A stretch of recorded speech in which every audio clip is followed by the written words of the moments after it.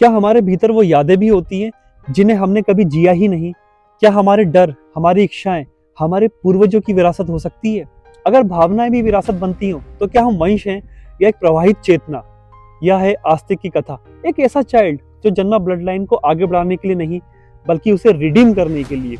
जन्मेजय सर्पयज्ञ कर रहे थे पूरी नाग जाति को भस्म करने का संकल्प, क्योंकि उनके पिता राजा परीक्षित एक नाग के कारण मरे थे। और तभी उस यज्ञ में एक बालक प्रकट होता है, आस्तिक, जिसका अर्थ ही है जो अस्तित्व के सत्य में आस्था रखता है। वह यज्ञ में प्रवेश करता है और राजा को रोक देता है। वह कहता है, विनाश कभी समाधान नहीं होता। अगर तुम्हारे पूर्वज घायल हुए तो तुम भी वैसा ही करोगे, तो यह चक्र कब तक रुकेगा? और आश्चर्य, राजा मान जाते हैं और यज्ञ रुक जाता है और पूरा नागवंश विध्वंस होने से बच जाता है। अब यहाँ पर आस्तिक अवेकेंड अवेयरनेस है, जन्मेजय इनहेरिटेड एंगर है, और सर्पयज्ञ का मतलब साइकिल ऑफ अनकॉन्शियस रिवेंज है, और वंश का अर्थ फ्लो ऑफ कलेक्टिव संस्कार है। महाभारत कहते हैं, वंश केवल शरीर नहीं होता, यह चेतना का प्रवाह है। जो भाव हमने अधूरे छोड़े वे अगले जन्म की मनोवृत्ति बन जाते हैं।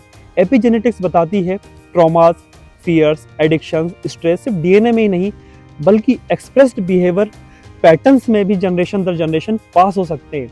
यानी जो हम जीते हैं वही आगे आने वाली पीढ़ियां महसूस कर सकती है, not just genetically but emotionally, behaviourally and biologically remembered reality के रूप में। This is epigenetic imprint. Yellow और एमआरआई यूनिवर्सिटी की चूहों पर की गई स्टडीज कहती है, जो माइस गहरे ट्रॉमा से गुजरे उनकी आने वाली जनरेशंस भी वही फियर महसूस करती हैं बिना कभी उसे अनुभव किए। This phenomenon is called ancestral memory. Vedanta इतिहास में इसे कहते हैं संस्कार प्रवाह। वो कोई व्यक्ति नहीं, वो तो मोमेंट ऑफ अवेकनिंग है, जब अवेयरनेस अचानक उठती है और साइकिल को तोड़ देती है। आस्तिक वह शक्ति है जो कहती है, I will not continue the pain of my ancestor, मैं इसे ट्रांसफॉर्म करूंगा।